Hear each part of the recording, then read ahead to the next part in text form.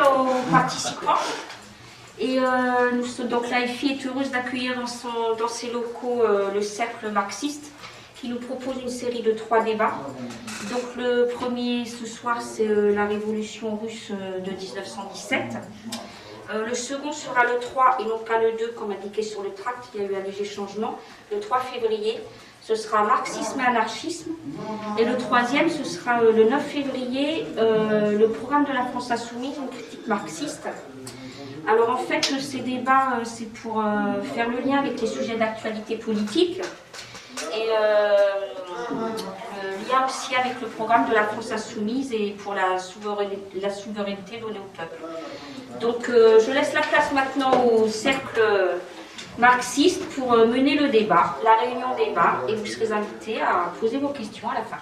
Voilà, merci. Eh bien, merci. Donc, je vais un peu lui faire répéter. Donc, moi, je suis Paul, du cercle marxiste d'Aix-Marseille. Bienvenue au cercle marxiste, donc. Enfin. Donc, le cercle marxiste, c'est des éléments qui sont organisés par Révolution. Et donc, c'est pas de Révolution. Révolution, c'est un journal qui est un peu notre base pour la diffusion des idées du marxisme dans la jeunesse et chez les travailleurs. Mais c'est aussi la section française de la tendance marxiste internationale, qui est donc une internationale marxiste, dont on a plusieurs sections, notamment de grosses sections au Pakistan, en Angleterre, au Canada, au Brésil aussi. Enfin voilà. Et donc notre but aujourd'hui, c'est de diffuser les idées du marxisme et surtout de faire avancer les intérêts des travailleurs. C'est aussi pour ça qu'on est là ce soir à l'AFI. Et bon, ça, on aura l'occasion d'en parler dans tout le cycle, donc je ne m'étonnerai pas. Et parce que ce soir, du coup, c'est le cercle marxiste sur la révolution bolchevique, la révolution russe de 1917. C'est pas étrange les bolcheviques, mais... alors rapidement, je vais expliquer comment ça va fonctionner. Je rappellerai les règles précises après l'exposé de mon camarade Daniel. Mais donc l'introduction, elle va durer entre 20 et 30 minutes. Le débat entre 30 et 40 minutes. Mais bon, ça je gérerai en fonction de qui c'est qui prend la parole, s'il y aura moins longtemps ou pas. Et la conclusion devrait durer une dizaine de minutes. Et enfin, il y aura un petit moment de discussion plus tranquille, plus posé après cette discussion. Voilà. Je propose, si tu es prêt, de commencer. Je vous permettez, je m'enlève le masque parce que c'est un peu compliqué de parler fort avec le masque. Alors, aujourd'hui, on vous propose de parler de la révolution russe. Alors, la première question qu'on peut se poser au vu de ce sujet, c'est pourquoi parler de la révolution russe aujourd'hui, alors que ça fait 105 ans que celle-ci elle a eu lieu. Ça fera 105 ans en octobre prochain.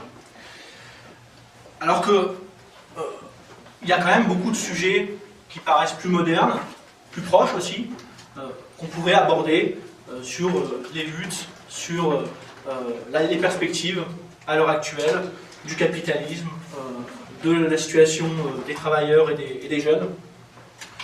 Donc c'est une question qu'on peut très bien se poser. D'ailleurs, il y a déjà de nombreux documentaires, de nombreux documents qui sont à disposition pour étudier la révolution russe. Il y a eu des documentaires Arte, il y a eu toutes sortes de choses. Le sujet est même présent dans les manuels scolaires. Et d'ailleurs, c'est pour ça que j'ai apporté ce manuel. Bon, je vais vous lire quelques extraits. C'est un manuel scolaire de 3e. C'est mon manuel scolaire de 3e. Et ça nous permet d'avoir une base pour savoir qu'est-ce que la révolution russe peut nous apporter, qu'est-ce qu'elle peut nous apprendre aujourd'hui. Alors, que dit ce manuel de la révolution russe? Alors, je vais vous lire 2 extraits. Le premier. En Russie, les défaites militaires et les pénuries alimentaires entraînent la montée du mécontentement.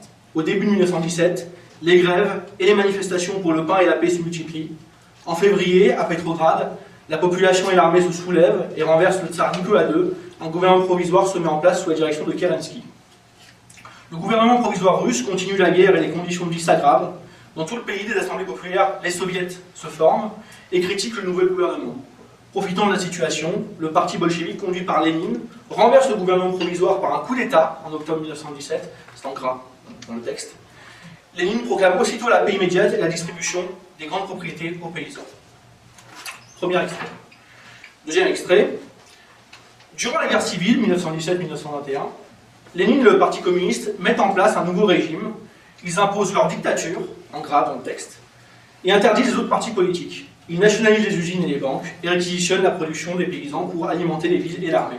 En 1922, ils créent un État fédéral sous le nom du RSS.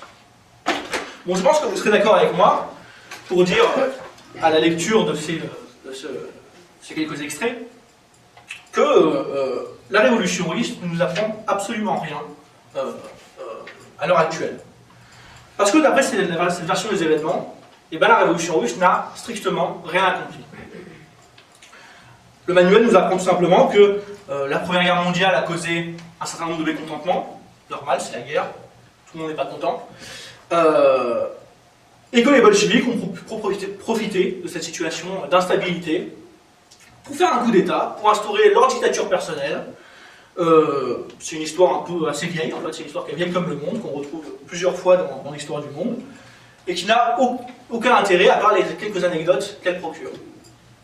Alors pourquoi je suis encore en train de parler alors que je viens de vous dire que la révolution russe n'a aucun intérêt, rien à nous apprendre? Eh bien, il faut que je vous dise un secret, c'est que, en réalité, contrairement à ce qu'il est souvent dit dans les universités, l'histoire n'est pas une discipline qui est objective. L'histoire n'est pas une discipline qui s'élève au-dessus des intérêts des hommes. En réalité, un événement historique, il a bien souvent, en fait tout le temps, plusieurs interprétations, et des interprétations qui dépendent, comme je disais, des intérêts des hommes, des intérêts de classe, pour être plus précis. Cette interprétation que je viens de vous présenter avec le manuel, c'est l'interprétation que je dirais bourgeoise des événements de la révolution russe. Alors elle n'est pas bourgeoise parce que on n'a que des bourgeois qui la défendent. Hein. Je suis sûr qu'on peut trouver des ouvriers, des étudiants, toutes sortes de personnes qui peuvent avoir ce même discours. Mais elle est bourgeoise parce qu'en dernière analyse, c'est-à-dire si on va au fond des choses, elle sert parfaitement, complètement, les intérêts d'une seule classe. Cette classe, c'est la bourgeoisie. Alors en quoi elle la sert? Eh bien, elle la sert parce que notre classe dirigeante, elle a le concept de révolution en horreur. Et pas seulement le concept de la révolution russe. Hein. Notez bien que la bourgeoisie, elle a horreur de toutes les révolutions, même de celles qui ont pu profiter par le passé. Pour avoir un exemple de ça, il ne faut pas aller très très loin. Ici, on est en France, et la bourgeoisie française, elle doit son statut de classe dominante à une révolution, qui est la grande révolution française de 1789. Et pourtant, fait étrange, je doute que vous soyez capable de me citer un seul politicien bourgeois, un seul académicien bourgeois, qui soit capable de dire que l'action des grands révolutionnaires français en 1789, c'est-à-dire Robespierre, Marat, Saint-Just, que l'action de tous ces gens-là était justifiée et juste. En fait, il n'y a aucun bourgeois qui sera capable de reconnaître totalement que la Révolution française est la juste révolte des masses opprimées vis-à-vis d'un régime tyrannique et oppressif qui était le régime, l'ancien régime français des rois. Et c'est encore plus... ils peuvent pas reconnaître ça, tout simplement pour une raison très matérielle, c'est que eux-mêmes sont des oppresseurs qui ont imposé leur régime tyrannique à des masses opprimées. Ils ne peuvent donc pas reconnaître le droit des esclaves à se rebeller contre les maîtres parce que ça reviendrait à se tirer une balle dans le pied pour eux. Ça reviendrait à saper leur propre autorité, leur propre pouvoir. Et c'est encore plus le cas en fait quand on parle d'un événement comme la Révolution russe, où pour la première fois dans l'histoire du monde, les travailleurs esclaves ont vaincu les maîtres bourgeois. Donc ne croyez pas que quand la bourgeoisie parle par ses multiples bouches, quand elle parle par ses multiples académiciens, quand elle parle par ses multiples politiciens, ne croyez jamais qu'elle n'est pas en train de défendre ses intérêts de classe. Et c'est encore plus vrai quand on parle d'une discipline très politisée comme l'histoire, et c'est encore plus vrai quand on parle d'un événement sensible comme celui d'une révolution et de la révolution russe. Et tout ce que je viens de dire, en fait, ça vaut aussi pour nous. Parce que nous, les marxistes, nous parlons aussi d'histoire. Lorsque nous parlons d'une révolution, c'est aussi des intérêts de classe que nous défendons. C'est aussi les intérêts des hommes que nous défendons. La seule différence, c'est que nous, quand nous parlons de la révolution russe, nous défendons les intérêts des travailleurs, c'est-à-dire des masses opprimées. La deuxième différence qui découle un peu de celle-là, c'est que nous, on n'a généralement pas besoin d'inventer des mensonges abracadabrants comme le font les bourgeois en permanence pour défendre nos intérêts. Parce que pour nous, dire la vérité sur les oppressions et sur les méthodes qui nous permettent de nous libérer de ces oppressions, ça suffit pour ce qu'on essaye de faire. Bref, cette parenthèse à part, revenons sur la révolution russe. Pour nous marxistes, la révolution russe de 1917, c'est le plus grand événement de l'histoire du monde. Ça paraît beaucoup de dire ça comme ça. Mais n'oubliez pas encore une fois que nous défendons les intérêts de classe quand nous disons ça. Et qu'est-ce que la révolution russe? Eh bien, la révolution russe, c'est la première fois, à part la tragédie de la Commune de Paris en 1871, que la classe ouvrière réussit à renverser l'ancien ordre tyrannique de la bourgeoisie et du système semi-féodal russe, et à commencer la grande tâche de la transformation socialiste de la société. Et en tant que telle, la Russie soviétique, puis l'URSS, et ce malgré la dégénérescence stalinienne, qui est un autre sujet, a prouvé quelque chose d'extrêmement important. Elle a prouvé, non pas par une démonstration théorique, comme j'essaie de le faire là, mais dans les faits, par les faits, dans le langage de l'acier, du charbon, du ciment, du pétrole. Elle a montré quoi? Elle a montré qu'il est possible d'administrer une économie à l'échelle d'un sous-continent, 150 millions d'habitants, sans capitalistes, sans banquiers privés, sans propriétaires terriens.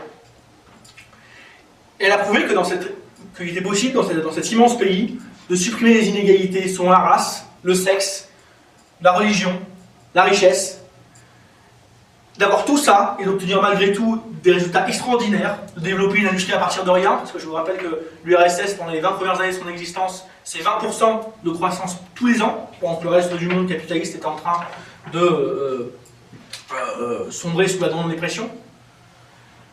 Elle est même capable de développer les moyens techniques, industriels, jusqu'à envoyer les gens dans l'espace. Donc d'immenses résultats, et de faire tout ça, en plus, dans des conditions extrêmement défavorables, parce que l'Empire russe de 1917, c'est un pays d'une immense aliénation, d'une immense pauvreté, bien plus que la plupart des pays les plus pauvres aujourd'hui, bien plus que le Pakistan, que l'Inde, que le Bangladesh par exemple aujourd'hui. Un petit peu. Alors, est-ce qu'il est possible de quantifier cette aliénation pour vous en donner une idée? C'est assez simple. Il suffit de dire que sur les 150 millions d'habitants de la Russie de l'époque, il n'y avait que 3,5 millions de travailleurs industriels. Bon, si vous voulez ajouter en plus tous les ouvriers du rail, les ouvriers agricoles, etc., on peut peut-être monter à 10 millions. Mais dans tous les cas, il y avait moins de 7% d'ouvriers en Russie à l'époque.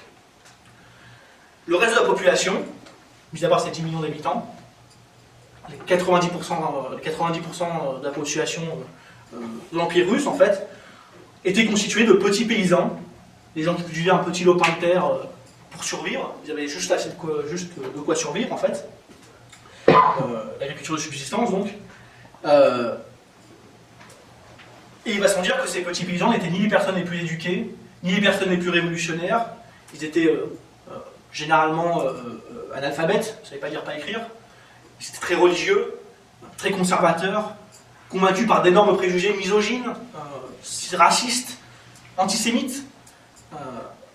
Des préjugés qui étaient largement encouragés par le régime tsariste d'ailleurs, dont il faut que je vous dise un mot, parce que assez souvent les détracteurs les plus radicaux de la révolution russe vont parfois jusqu'à dire que le régime du tsar c'était finalement pas si mal comparé à la terrible dictature des bolcheviks. Mais moi je vous le dis, ces gens-là ne savent pas de quoi ils parlent quand ils disent ça. Parce que l'Empire russe c'était une dictature de fer, c'était un régime autocratique de la pire sorte. avec quasiment tous les droits pour la classe supérieure et aucun pour la classe inférieure, pour les classes inférieures. Les syndicats étaient illégaux, la presse systématiquement censurée, la liberté d'opinion et de culte inexistante. Les seigneurs semi-féodaux, ils avaient encore disposaient de droits médiévaux, comme le droit de tuissage sur leurs serviteurs. C'est-à-dire, par exemple, s'ils avaient envie de se taper la boniche, même si elles ne voulaient pas, ils n'avaient pas vraiment le droit de le faire. Les capitalistes, ils n'avaient aucune restriction à leur exploitation.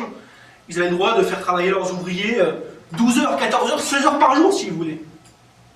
C'était possible, mais c'est ce qui arrivait. Et pour convaincre, entre guillemets, le peuple russe et la centaine d'autres minorités oppressées de l'Empire d'accepter ce système, et ben le tsar, ils n'avaient plus d'un tout dans leur sac. Les tsars, ils n'avaient plus d'un tout dans leur sac. Ils disposaient d'une énorme armée, d'une police très brutale, des forces de répression médiévales comme des Cosaques. Et le régime n'hésitait pas à utiliser tout ça pour massacrer, violer, piller des villages entiers, si ça leur permettait de faire un exemple des travailleurs et des paysans en révolte. Il y avait aussi une police secrète, l'Okhrana, qui infiltrait toutes les organisations d'opposition, jusque dans leurs organes dirigeants, et qui détournait l'attention des masses en répandant par exemple des théories du complot. Je ne sais pas si vous avez peut-être entendu parler des protocoles des sages de Sion, qui est une théorie du complot qui existe encore aujourd'hui, et qui a été créée par l'Okhrana pour diviser les classes ouvrières, la classe ouvrière et détourner son attention des vrais problèmes dans la société. Il organise des pogroms aussi, l'Okhrana. Enfin bref, il faudrait attendre les régimes fascistes en réalité pour voir émerger une pire dictature que l'Empire russe de 1917. Bon, si on s'en tient à l'histoire bourgeoise, à l'histoire du complot, on comprend mal comment un petit groupe de comploteurs bolcheviques, sortis de nulle part en 1917, ont pu prendre le pouvoir dans cette Russie tsariste extrêmement répressive, le garder ensuite, et enfin transformer le pays à ce point sur 10 ans. En revanche, on comprend beaucoup mieux comment ils ont réalisé si on sait qu'en réalité, la révolution et la prise de pouvoir des bolcheviks, ils sont issus d'un long processus de développement des forces révolutionnaires, un processus qui débute pas en 1917, pas en 1916, qui débute dès la fin du 19e siècle, début du 20e siècle si vous voulez être sympa, et qui s'accompagne du coup d'un long travail de la part du parti bolchevique pour accompagner ce processus de développement des forces révolutionnaires.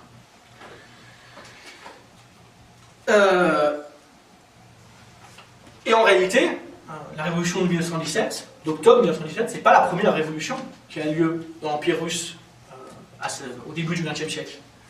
Il y a eu la révolution de février, qui est un peu connue, mais il y a eu aussi la révolution de 1905, qui généralement est complètement oubliée. Il faut que je vous en dise quelques mots, mais je ne vais pas m'étendre dessus parce que je n'ai pas vraiment le temps de le faire. Mais cette révolution, elle avait vu une brusque radicalisation des travailleurs et des paysans russes, parce qu'ils étaient passés d'un coup de l'organisation de petites grèves locales, de pétitions implorantes où ils demandaient au tsar d'améliorer leurs conditions de vie, à d'un coup des révoltes paysannes d'ampleur, des grèves au niveau national, grève générale des travailleurs, organisées par des soviets, la première fois que les soviets se forment en Russie, c'est-à-dire des comités de grève centralisés au niveau local, au niveau national, centralisés au niveau démocratique, ce qui est un énorme progrès dans la lutte des travailleurs pour leurs conditions de vie, puisque ça va permettre de s'organiser démocratiquement à tous les niveaux et de créer une situation de double pouvoir, une alternative au pouvoir des Russes, de la Russie des tsars. Bon, malheureusement, cette révolution n'était pas encore tout à fait mûre pour réussir, en partie parce qu'il n'y avait aucun parti révolutionnaire qui était prêt à prendre la direction, et en partie, ces deux éléments sont liés, parce que les travailleurs des villes et les paysans de la campagne n'ont pas réussi à s'allier dans la lutte contre l'Empire russe. Il y a eu des travailleurs qui sont révoltés en 1905, qui ont été écrasés par le tsar. Ensuite, les paysans sont révoltés en 1906. Ils n'avaient pas le soutien des travailleurs puisqu'ils avaient déjà été écrasés. Et donc, du coup, ils ont été aussi écrasés par le régime tsariste. Donc, même si ce régime, le régime des tsars, il a tremblé dans ses fondations à cause de la révolution de 1905, il ne s'est pas effondré et il a pu se rétablir, réprimer brutalement cette première révolution. S'en est suivi après une période de réaction très sombre pour la classe ouvrière, avec de nombreuses condamnations à mort de militants, de nombreuses déportations vers la Sibérie, au-dessus du cercle polaire arctique, de nombreux suicides parmi les militants aussi, des conditions de vie et de travail qui se dégradent beaucoup, s'il est possible de se dégrader encore plus que ce genre de travail par jour. Bref, une période qui est loin d'être joyeuse. Et j'insiste là-dessus parce que les bourgeois parlent très souvent des horreurs de la terreur rouge, mais ils insistent que rarement sur ce qui se passe quand les blancs l'emportent, quand la réaction l'emporte. Et pour les ouvriers, c'est loin d'être une partie de plaisir, je vous le dis. Bon, malgré cette défaite, la révolution de 1905 elle a quand même été très importante. Entre autres, elle a montré aux travailleurs l'importance de leur propre création, les soviets, et elle a aussi permis aux marxistes russes, les bolcheviks, d'avoir une première expérience de la révolution, de tester des programmes, des idées, des dirigeants, et de voir dans tout ça ce qui fonctionne et ce qui ne fonctionne pas. Et ces enseignements, évidemment, ils auront une grande importance plus tard, et c'est pour ça que Lénine dira de 1905 qu'elle fut la répétition générale de la révolution russe. Alors, si on passe quelques années, en 1912, la Russie expérimente un petit boom économique, une petite reprise économique. L'offensive réactionnaire cesse, et donc, ce qui se passe, c'est que les grèves et les révoltes épisodiques, réapparaissent. En fait, vous représentez ce qui se passe en Russie en 1912, c'est pas bien compliqué. Il ne faut pas aller très très loin, parce qu'en fait, c'est très similaire à ce qui se passe en ce moment. Il y a de petites grèves, en permanence en fait, comme les petites grèves des soignants, des enseignants, des juges, il n'y a pas très longtemps aussi. Et ces petites grèves sont entrecoupées par des épisodes de révolte plus importants, d'explosions de révolte, comme ce qui s'est passé ici avec les Gilets jaunes, comme ce qui se passe depuis un mois au Kazakhstan en ce moment. Donc voilà à quoi ressemblait la Russie de 1912-1914. Alors bien sûr, ces vagues de grève sont généralement condamnées à refluer temporairement, elles ne sont pas assez importantes. Comme la France aujourd'hui, l'Empire russe s'est pas retrouvé menacé à la première grève, en 1912, et la plupart d'entre elles n'ont pas trouvé une issue favorable pour les grévistes d'ailleurs, et c'est pas là l'essentiel.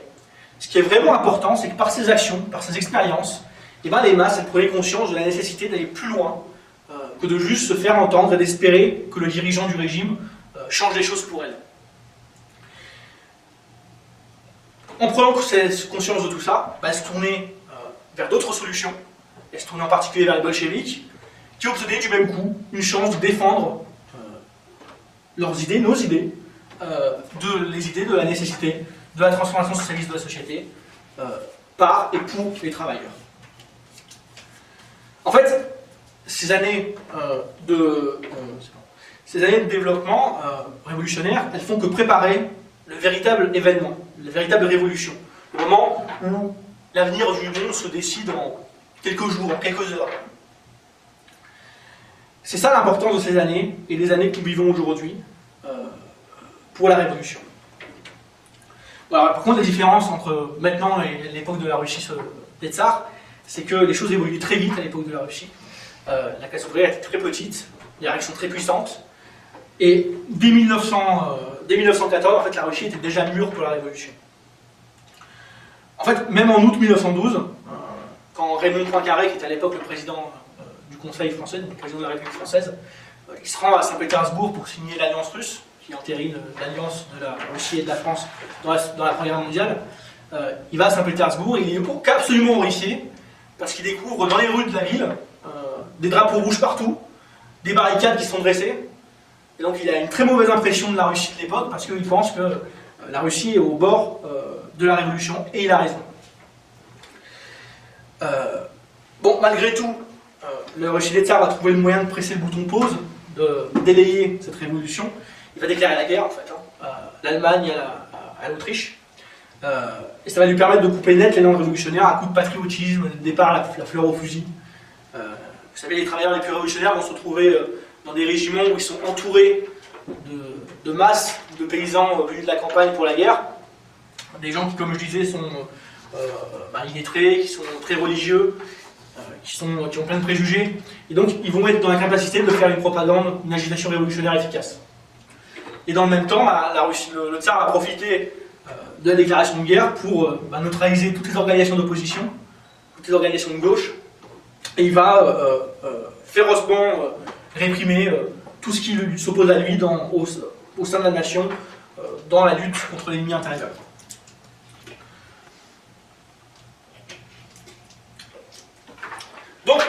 La conséquence de ça, c'est qu'il ne se passe pas grand-chose pendant 3 ans, de 1914 à 1917. Lénine, Trotsky, tous les autres grands leaders de gauche sont en exil ou en déportation. Les travailleurs et les paysans se font tuer au front. Les femmes des travailleurs et des paysans sont au champ ou à l'usine toute la journée. Ils ont à peine le temps de dormir. Donc tout va bien pour le tsar. Il peut organiser ses dîners de gala. Les bourgeois russes peuvent compter les profits. Tout va bien pour eux. Tout va bien, oui, mais seulement si on regarde à la surface des choses.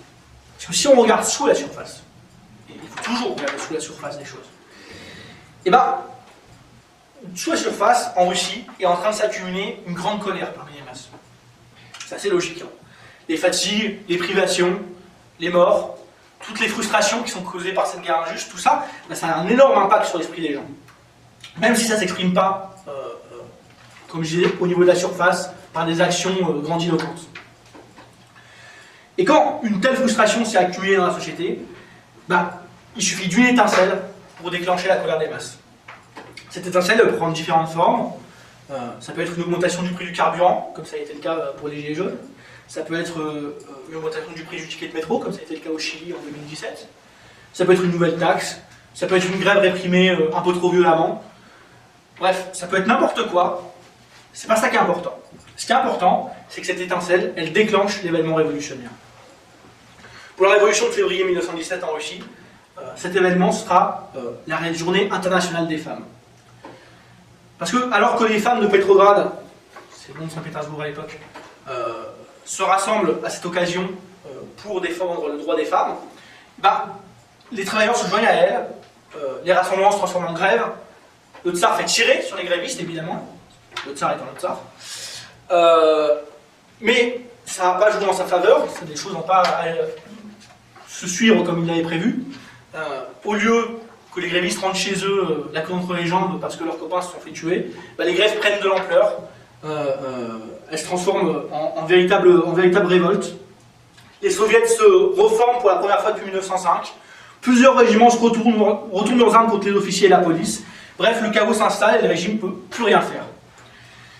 Pour vous illustrer ça un peu ça, je vous ai apporté une série de questions-réponses qui sont adressées par le général Ivanov, le général Kabalov, deux généraux russes, deux généraux du tsar, dont le général Kabalov était responsable de la répression à Saint-Pétersbourg, à Petrograd à l'époque. Et je trouve que les réponses de Kabalov aux questions d'Ivanov, elles résument assez bien la situation de la capitale après seulement 3 jours de lutte.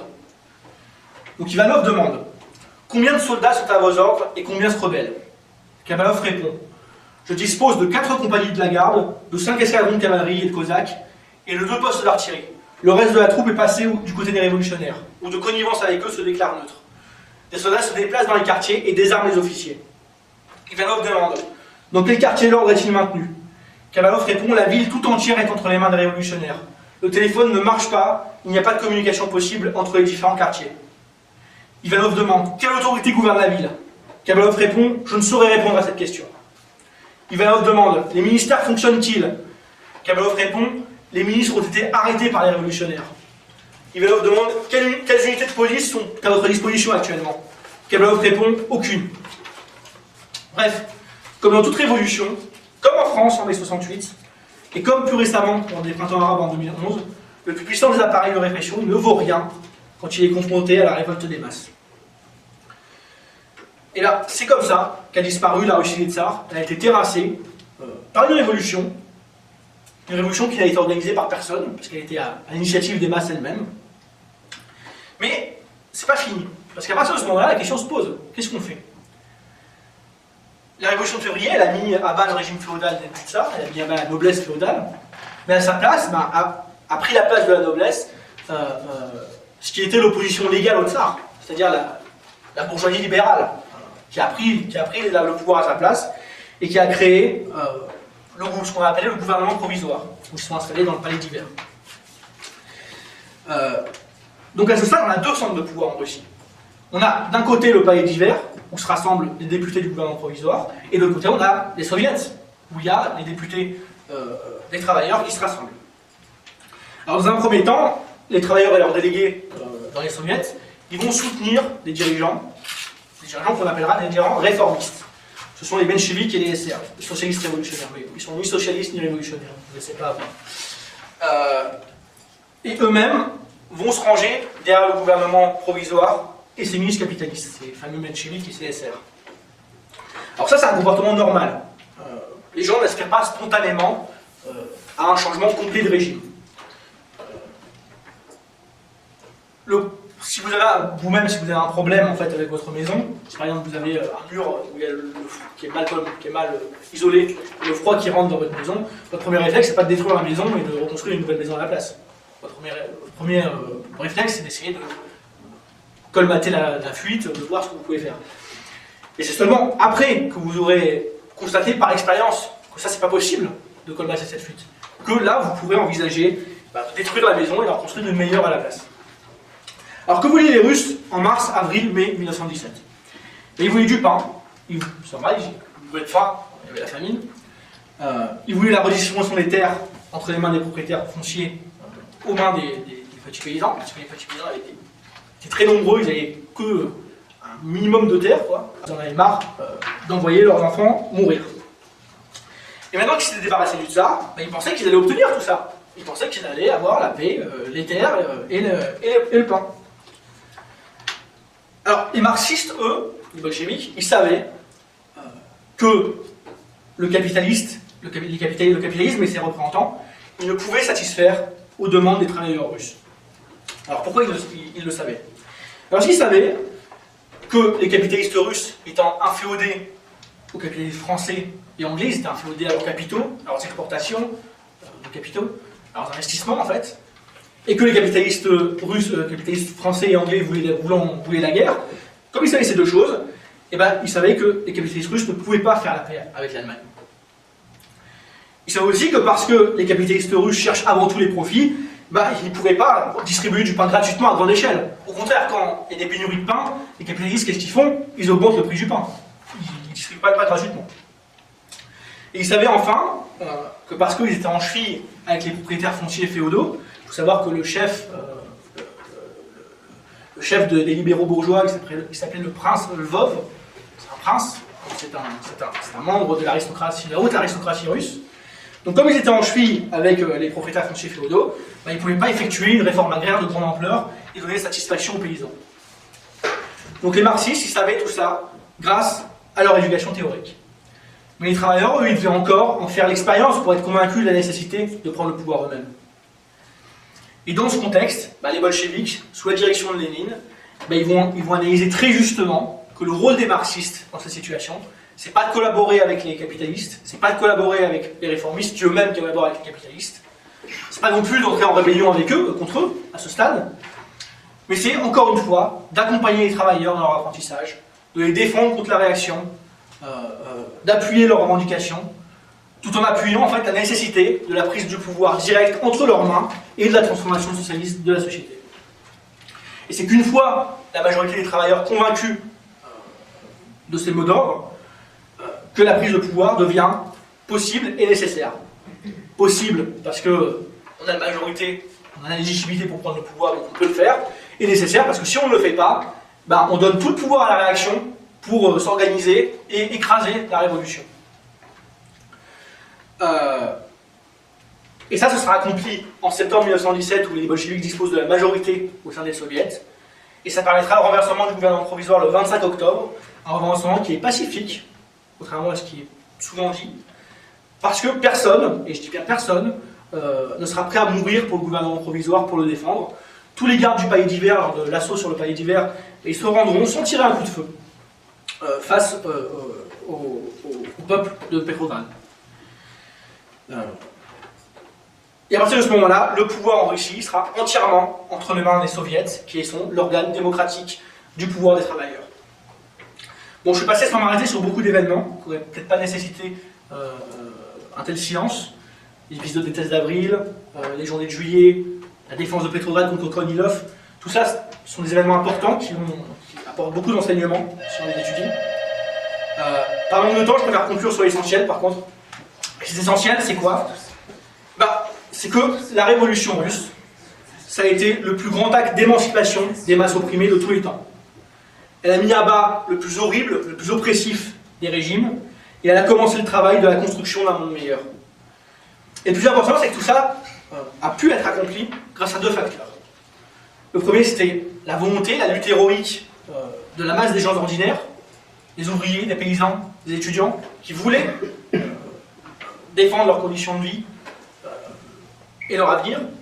Et le deuxième, c'était le travail rigoureux d'analyse, de stratégie, de tactique, de propagande d'une minorité, c'est vrai, qui était formée aux idées du marxiste et qui a su identifier et expliquer patiemment quelles actions étaient à accomplir et qui du coup est parvenue à gagner à elle, démocratiquement, par le débat, par les actions, la majorité des travailleurs et des paysans.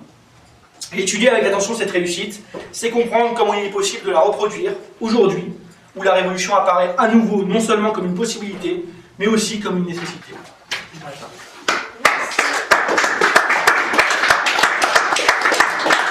Mais d'étudier l'histoire et d'en tirer, comme tu disais finalement, d'en tirer les conséquences et les leçons pour permettre à notre intérêt de classe, donc la classe des travailleurs, le prolétariat, ceux qui vivent de leur salaire, de faire valoir ses intérêts et de gagner à la fin, cette lutte des classes. Et enfin, pour à la finir, justement, de pouvoir faire passer un nouveau jalonnement du progrès humain, c'est-à-dire la fin de la société de classe et le contrôle de l'humanité et sa conscience sur sa propre société. C'est pas en fait de laisser faire place au règne de la liberté parce que justement par le contrôle du monde qui nous entoure et de ses lois. C'est pas une liberté absolue au sens où on serait hors du monde, mais que justement on pourrait comprendre, enfin on pourrait utiliser ces lois de notre loi naturelle, que ce soit biologique, physique comme on fait aujourd'hui, mais aussi les lois de la société et les comprendre et arrêter de les subir. J'aimerais simplement dire ceci. Est-il possible d'étudier l'histoire? Est-il possible d'étudier la société? À quoi sert d'étudier l'histoire et la société? Ce sont des questions extrêmement importantes. Il est extrêmement important d'y répondre. La bourgeoisie dit l'histoire n'est que la mosaïque ou l'accumulation de tous les crimes, de tous les malheurs, de toutes les tragédies qui a eu lieu au cours des âges. C'est un truc comme ça que Napoléon disait, je crois. En d'autres termes, l'histoire est une série d'accidents tragiques, de malheurs qui arrivent comme ça, on ne sait pas comment. En l'occurrence, il ne faut pas étudier l'histoire parce que ça ne sert à rien, c'est que des hasards finalement. Pourquoi font-ils ça? Évidemment parce que étudier l'histoire, nous les marxistes nous le disons, permet de comprendre où nous sommes, d'où nous venons, notre environnement, et du coup d'agir sur lui. Nous les marxistes nous disons que l'histoire n'est pas quelque chose d'objectif. C'est-à-dire que notre position vis-à-vis de l'histoire dépend d'où vous vous placez dans la société. Et évidemment, l'histoire aujourd'hui n'est pas la même histoire que celle qui était racontée à l'époque des rois. Malgré tout, est-ce qu'il est impossible d'avoir une discipline scientifique qui s'appelle l'histoire? Est-il impossible d'avoir une analyse la plus proche possible des faits? Doit-on tous devenir des gens subjectifs avec tous notre propre miroir sur lequel voir le monde? Je pense que non. Je pense qu'avec l'analyse des faits le plus brut possible, et de la logique dialectique, comme je le disais, la logique qui dit que les choses au temps zéro ne sont pas les mêmes que les choses au temps 2, que par exemple le tsar en 1500 n'est pas le même que le tsar en 1917, il n'a pas le même rôle historique, il n'a pas le même caractère progressiste qu'il avait peut-être en 1500 mais qu'il n'a plus en 1917. Que toute cette analyse nous permet de voir où on est, de comprendre les causes historiques qui ont conduit à certaines choses, le stalinisme, à des conditions historiques très précises. On a rappelé plusieurs, l'arriération de la Russie de l'époque, le fait que la majorité des Russes ne savaient pas lire, pas écrire, donc ils ne pouvaient pas contrôler ce qui se passait au niveau des instances de pouvoir, le fait qu'il y avait la famine. Trotsky disait que, par exemple, étant donné qu'il y a la famine, vous êtes obligé de mettre un policier devant la boulangerie pour empêcher que tout le monde prenne tout le pain, que la première personne prenne tout le pain et ne reste pas aux autres, parce qu'il n'y en a pas assez pour tout le monde. Mais ce policier, pour qu'il fasse bien son boulot, vous êtes obligé de lui donner plus que vous en donnez aux autres, parce que sinon lui-même va prendre du pain pour lui. Et du coup, son travail ne servira à rien. Et comme les gens ne savent pas lire, pas écrire, ils ne sont pas capables de contrôler que le policier fasse bien son boulot, donc il a d'énormes pouvoirs au sein de la société. Il devient corrompu. Et tout ça est encore accentué par le fait que, comme la révolution ne se répand pas dans des pays où les gens sont plus éduqués, sont plus capables d'accomplir ces choses-là, la révolution reste dans un seul pays, attaquée par tous les fronts, évidemment, ça conduit au bureaucratisme. Est-ce qu'on peut comparer toutes les révolutions? Je ne crois pas qu'on puisse comparer une révolution inachevée à une révolution presque complète. Je ne crois pas qu'on puisse comparer l'Algérie, ou les révolutions coloniales d'ailleurs, à la révolution russe. Pourquoi? Parce que dans les cas de l'Algérie, les travailleurs n'ont pas pris le pouvoir. Qui a pris le pouvoir en Algérie dans la décolonisation, et pareil pendant les printemps arabes? Ce sont des gens qui étaient soit des capitalistes locaux, soit la bureaucratie de la classe ouvrière, c'est-à-dire des gens qui n'étaient pas contrôlés démocratiquement par les travailleurs. C'est là que, la tragédie de toute cette histoire, l'absence de démocratie, la bureaucratie, l'accumulation des richesses et du pouvoir entre les mains d'un petit nombre de personnes, c'est ça qui a conduit à la restauration du capitalisme en Russie, avec les conséquences qu'on sait, les 60% de baisse du PIB, alors qu'on avait un pays qui avait accompli énormément de choses en l'espace de quelques années. Bref, j'aimerais conclure là-dessus quand même. J'aurais pas répondu à toutes les questions, mais si vous voulez venir me voir et en discuter après, j'en serais ravi. Depuis la chute de l'URSS, il y a eu un torrent d'insultes, de mensonges, de préjugés qui ont été déversés par la bourgeoisie sur l'héritage de la révolution russe. Et aujourd'hui, je crois que de plus en plus d'ouvriers, de jeunes, d'esclaves, comme tu disais, redécouvrent que finalement, le socialisme, c'était pas une si mauvaise idée que ça, finalement. C'était pas une si mauvaise idée que ça, mais il y a quand même un problème, c'est que si seulement on avait pu avoir le socialisme, mais sans cette dictature, sans cette bureaucratie, sans tout ça, et ça, camarades et amis, c'est notre programme. C'est notre programme, et on vous invite à continuer, à étudier, à discuter avec nous, et à agir avec nous aussi, si le cœur vous en dit. Je vais m'arrêter là.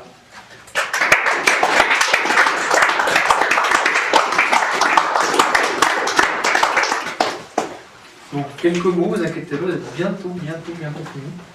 Bien sûr. Mais alors, tout d'abord, il y a eu beaucoup de sujets abordés, beaucoup de questions auxquelles on n'a pas pu répondre au final. Qu'est-ce que c'est, où est-ce qu'il y en a le PC russe aujourd'hui, précisément, les droits qu'on peut acquérir les travailleurs en 17, tout ça. Il y a énormément de questions, et la question de la révolution russe a soulevé d'autres sujets, mais celui-là, on aura l'occasion d'y répondre plus tard. Le cycle là, par exemple, on va parler de l'anarchisme, notamment sur l'anarchisme, le courant de l'anarchisme, on va peut-être pouvoir rappeler les différents courants socialistes. Après, on pourra parler du programme de l'AFI, mais par là, on parlera de bien d'autres choses. Et ce cycle-là ne sera pas le dernier. On a fait des cycles en début d'année sur l'économie, sur la philosophie, sur le stalinisme, justement, précisément. Donc, je vous invite à vous tenir au courant. Et là, on passe une feuille, je crois, si vous voulez vous tenir au courant, de vous noter sur notre mailing list. Voilà, ça aussi, on a mentionné les différents matériels poétiques qu'on vend, de toute une partie, pour ce qui est qui n'est pas des auteurs historiques comme Trotsky, Marx, tout ça, c'est du matériel politique produit par l'international et par l'introspection précisément aussi. Et donc on s'autofinance, on le vend évidemment, puisqu'on ne bénéficie pas de... Comment vous n'êtes pas capitaliste? puisqu'on bénéficie pas des aides de la bourgeoisie française on essaie de s'en extraire pour être véritablement une organisation indépendante et protéger les ouvriers. Donc n'hésitez pas à regarder le matériel politique, d'autant plus que ça pourrait répondre à certaines de vos questions, détailler, prendre le temps de réfléchir en face du livre, en discuter plus tard. Évidemment, il y a un journal aussi, qu'on vend 12 euros, donc là c'est celui de ce mois-ci, contre la droite et tous ses variants, qu'on écrit les différentes sections écrit les articles, qu'on imprime à Toulouse. Même la première page, c'est une camarade qui fait les dessins, qui sont assez chouettes. Voilà, donc, et évidemment, si vous êtes intéressé aussi par nos idées et que vous voulez rejoindre notre organisation, on vous y invite. En tout cas, la prochaine école, le prochain cercle, il aura lieu jeudi prochain.